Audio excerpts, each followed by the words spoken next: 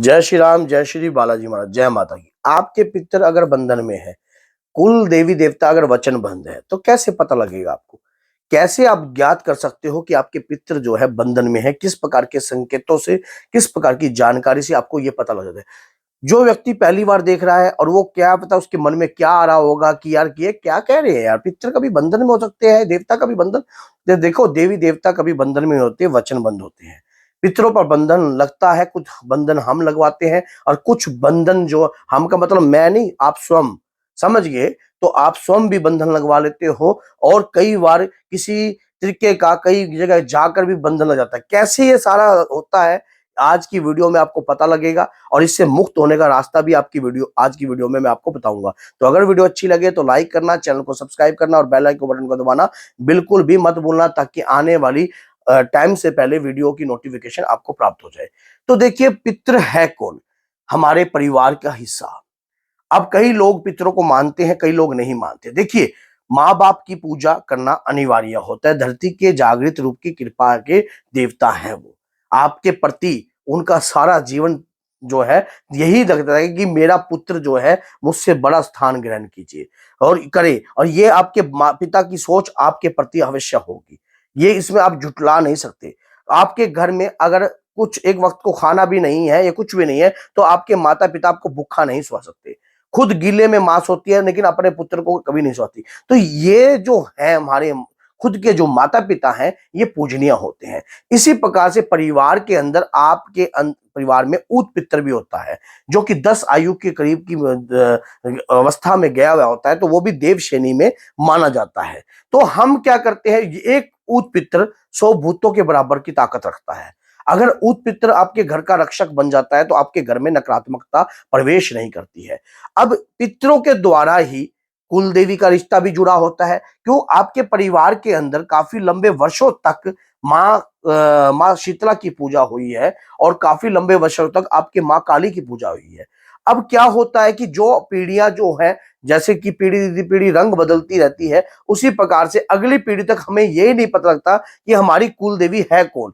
इससे भी आपके पितृ जो है बंधन में आ जाते हैं और इसी दौरान आपकी जो कुल देवी है वो भी वचन बंद हो जाती है। अब आ जाता है कि तांत्रिक प्रतिक्रियाओं के द्वारा जब कोई व्यक्ति किसी के ऊपर तंत्र प्रतिक्रिया करता है या किसी भी प्रकार की कोई विद्या या सचेत रूप की क्रियाएं करने का प्रयास करता है, तो ऐसा व्यक्ति जो है किस प्रकार से बंधनग्रस्त होता है, सुनिए। आपके पितरों को मान लीजिए आपके घर में कोई नकारात्मकता बढ़ी हुई है, अब वो क्या होगा, नकारात्मकता आपके घर के पितृ जो है अब वो बंधन में है। अब वो नकारात्मकता कैसे बंधन में आप स्वयं ला रहे हो, देखिए।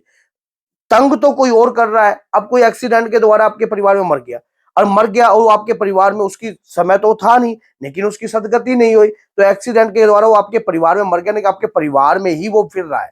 लेकिन उसके दौरान क्या होता है कि आप क्या करते हो, उसको पकड़कर आप किसी ओझा सियाने के पास जाते हो, वहां पर आपके घर में चेकिंग करवाते हो कि मेरे घर में, वो कहता है भी आपके घर के पितृ ही सेध रहे हैं, तो वो क्या करता है, बंधनग्रस्त कर देता है उसको जो एक्सीडेंट के द्वारा मरा हुआ है। लेकिन उसने अब वो चंद्रा नहीं था, जीते जी उसने कोई पाप काम ये नहीं करे, लेकिन प्रेत योनि का असर उसके ऊपर जरूर था क्योंकि अकाल मृत्यु मर गया है।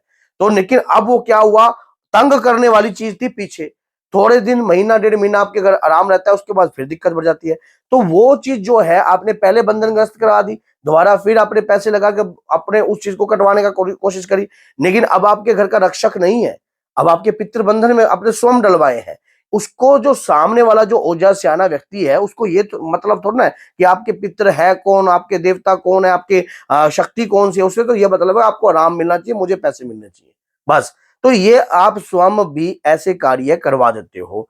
अब तांत्रिक लोग आपके घर को बर्बाद करने के लिए भी आपके पितरों को और आपकी कुल देवी को वचन बंद रहते हैं। कुल देवी को वचन बंद किस प्रकार से लिया जा सकता है और कुल और पितरों को कैसे वचन बंधन में किया जाता है, जब आपको पता, उनको पता है कि इसके देव पितर जो है कार्य कर रहे हैं। अब वो अपनी प्रतिक्रियाओं क्रियाओं के द्वारा आपके घर में कुछ ऐसे कार्य छोड़ते हैं जिसके कारण आपके घर के अंदर मलिन कार्य प्रारंभ हो जाते हैं। मान लीजिए आपके घर के अंदर माँ दुर्गा की पूजा हो रही है और आपके पितर भी पीछे माँ दुर्गा की पूजा करते थे, सारा अच्छा सात्विक परिवार था। आपके घर में ऐसा कुलक्षण कार्य कर दिया जाता है, आपके किसी ऐसे व्यक्ति का कोई कपड़ा पुतला या कुछ भी कार्य कार्य करके, जिसके कारण आपके वो व्यक्तियों के दौरान जो है परेशानी, आपके घर में दुराचार्य कार्य प्रारंभ कर दिए जाते हैं, जिसके कारण नकारात्मकता आपके घर में बड़ी सरलता से प्रवेश कर सके। जब वो नकारात्मकता आपके घर में प्रवेश करती है तो वो तुरंत आपके पितरों को मलिन करती रहती है। कैसे? बार बार जब आपके घर में मीट, दारू, अंडा, शराब, बड़े छोटे का अपमान, इज्जत, ये सब कुछ चल रहता है, तो आपके घर में सकारात्मक ऊर्जा, अब आपका मन में ये होगा कि जो हमारे घर में जब पितरों की शक्ति है तो उससे फाइट क्यों नहीं करती है। देखिए, जो कुछ ऐसी चीजें भेजी जाती है जो लैट्रिन पेशाब से सनी हुई होती हैं, जो गंदगी मल मूत्रों से सनी हुई होती हैं, जिसके कारण देव शक्तियां उनसे घिन करती हैं और वो आपके मुख्य द्वार पर लगा दी जाती हैं। आपके घर के अंदर ऐसा वातावरण बन जाता है जिसके कारण आप सोच भी नहीं पाते, आप देवता की पूजा करते हो बल्कि और दुखी होने जाते हो। तो वो हो गया आपके पितरों को बंधन में कर देना। और वचन बंद कैसे कर देना? वचन बंद भी इसी प्रकार से होता है। अब आप मान लीजिए माँ की अष्टमी के दिन आप कोई प्रक्रिया करने का प्रयास कर रहे हो, तो अष्टमी के दिन देवता उस प्रसाद भोग को ग्रहण नहीं करते। उस प्रसाद भोग को लगाने के बाद आप और भी ज्यादा तंग होने लग जाते हो, और भी ज्यादा परेशानियां बढ़ती हैं। क्यों? उसको तो जो गंदी शक्ति है उसको वही उसका भक्षण कर रही है। तो ऐसी अवस्था में क्या कार्य किए जाए? नकारात्मक ऊर्जा से लड़ने के लिए आपको सोचना चाहिए कि हमें कैसे लड़ा जा सकता है इसे। आपको गुरु के सानिध्य में आना चाहिए, अच्छे गुरु की तलाश से, जिससे आपके पितरों को वचन मुक्त किया जाए और नहीं वचन बंधन मुक्त किया जाए, और आपके जो घर के अंदर जो शक्ति है उसे भी वचन मुक्त किया जाए, और आपके घर में देव कृपा जो है बरसने लग जाए और नकारात्मकता को बंधनग्रस्त कर कर डाल दिया जाए। अब कहीं ऐसे व्यक्ति भी हैं जिनको यही नहीं पता कि नकारात्मकता है या सकारात्मकता है, और वो सारे ही एक लपेटे में डालकर ठोक दिया।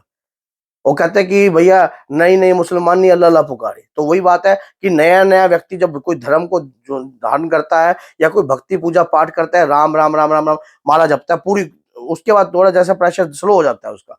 तो ऐसा काम कभी ना कीजिए। सोच के समझ के बढ़िया तरीके से कार्रवाई की जाती है, बढ़िया तरीके से नकारात्मकता को हराया जाता है आपके घर में। अब ये नकारात्मकता जब तक आपको समझ में आती है तब तक तो बहुत समय हो जाता है, बहुत समय, जब तक आपको ये बात समझ में आती है। क्योंकि घर में कई अडब ऐसे होते हैं, भाई मैं ना पड़ता है सौदे में, ये तो सब लूट बाजार है, ये तो बेकार सौदा है सारा। और भाई पांचों उंगलियां भगवान ने एक जैसी नहीं बनाई हैं। कई व्यक्ति हैं इस कार्य के अंदर जो इस प्रकार का कार्य करते हैं, लेकिन कई सही भी हैं जो सही राम मार्गदर्शन में जाते हैं। अगर आप भी अगर किसी प्रकार के कार्यों से परेशान हो तो दरबार में आकर आप कार्य करवा सकते हो। दरबार लगता है हमारा शनिवार के दिन, और अपने पितरों को बंधन से मुक्त और कुल देवी देवताओं को वचन मुक्त भी करवा सकते हो, जिससे आपके घर में सकारात्मकता का प्रादुर्भाव उत्पन्न हो जाए और घर में रहने वाली नकारात्मकता कमजोर पड़े और घर में कोई भी नेगेटिविटी अपने आप पनप ना पाए। इस कार्य के लिए सबसे जो बेस्ट, सबसे जो जागृत रूप के देवता है वो हनुमान जी हैं। हनुमान जी की शरण में रहकर, हनुमान जी की चौकी के माध्यम से ही ये कार्य सारे संभव होते हैं। और हनुमान जी एक ऐसे देवता है जो आपके पितृ और आपके कुल देवी देवताओं का भी सम्मान करते हैं, क्योंकि उन्होंने हर चीज का सम्मान कर कर युद्ध को लड़ा है। तो इसलिए ऐसे देवता की शरण में रहने के लिए जाने से आपके परिवार, आपका कुटुंब जो है सेफ रहता है। तो अगर वीडियो अच्छी लगे तो लाइक करना, चैनल को सब्सक्राइब करना और बेल आइकन बटन को दबाना बिल्कुल भी मत भूलना, ताकि आने वाली ऐसी ही बेहतरीन से बेहतरीन वीडियो आप तक तुरंत पहुंच जाए। तो बोलिए जय सीताराम, जय माता दी।